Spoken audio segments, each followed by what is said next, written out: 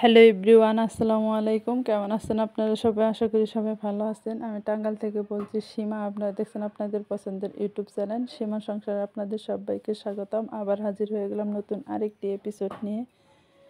তো সবাই জানেন যে আমার আম্মা মারা গেছে। আমার আম্মা মারা গেছে 15 দিনের দিন একটা তালিমের ব্যবস্থা করা হয়েছে। তো যারা তালিম করবে তারা বলছিল কোনো আয়োজন যেন না করি, জাস্ট তারা এসে আমার আম্মার জন্য একটা মোনাজাত করে যাবে, সেই জন্যই তারা আসবে।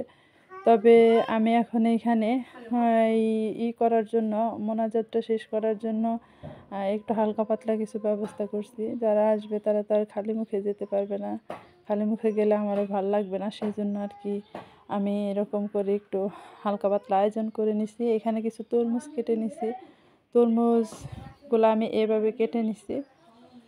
আর জাস্ট শুধু জিলাপি দিব এখানে, আর কিছু দিব না। আব্বা বলছিল যে বিরিয়ানি দেওয়ার জন্য, মাংস বিরিয়ানি দেওয়ার জন্য। তবে ওই বিরিয়ানি রান্না করতে গেলে হয়তো তালিমে আমরা থাকতে পারবো না, সেই জন্য আর কি বিরিয়ানিটা রান্না করলাম না। ওইদিকে তরমুজটা আমি কেটে ঢেকে রেখে দিলাম, আর এদিকে জিলাপিরও ব্যবস্থা করা হয়েছে। আর জিলাপিগুলো আমি এইভাবে একটু গুছিয়ে নিছি, কারণ দেওয়ার সময় যেন এলোমেলোভাবে গুছিয়ে গুছিয়ে দিতে পারি একটা একটা করে সবার হাতে, এই জন্য এইভাবে আমি গুছিয়ে নিছি।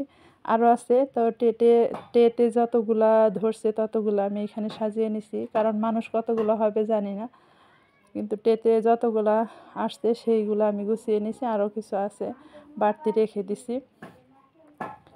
তো ভিডিও ছাড়ার মতো মন মানসিকতা নেই, কারণ সবসময় আমি রান্নার ভিডিওই দিতাম, আপনাদের মাঝে শেয়ার করতাম রান্নার ভিডিওগুলো, কিন্তু এখন ভিডিও দিতে পারি না, মন মানসিকতা ভালো নেই। আমার আম্মা মারা গেছে আজকে 17 দিন, কিন্তু 15 দিনের দিন এই ভিডিওটা করছি, আর তালিমটাও 15 দিনের দিনই করা হয়ে গেছে। তো ভিডিওটা আপলোড দিব আজকে 17 দিনের দিন। তো সবাই আমার আম্মার জন্য দোয়া করবেন, আম্মার জন্য জান্নাতুল ফেরদাউস দান করে আল্লাহ তাআলা আম্মাকে। তো সবার মন মানসিকতা খারাপ, আর আমার মন মানসিকতাও প্রচুর খারাপ, সেই জন্য আমি ভিডিও দেই না, আপনাদের মাঝে ভিডিও ছাড়ি না। তো সবাই জানেন যে আমার আম্মার কী সমস্যা ছিল বা কী রোগ হয়েছিল, সবাই প্রথম থেকে যারা আমার ভিডিওগুলো দেখেন তারা হয়তো জানেন, কিন্তু এখন নতুন করে আর কিছু বললাম না। তো আম্মা হঠাৎ করেই মারা যায়, প্রচুর পরিমাণ কথা বলছে, ওই দিন সব কিছুই বলছে, তো মারা যাওয়ার মতো কোনো তার মধ্যে দেখছিলাম না আর কি। তো এখন এইখানে আমি জিলাপিগুলো ঢেকে রাখলাম, কারণ মশা মাছি পড়তে পারে, সেই জন্য এইভাবে ঢেকে নিলাম।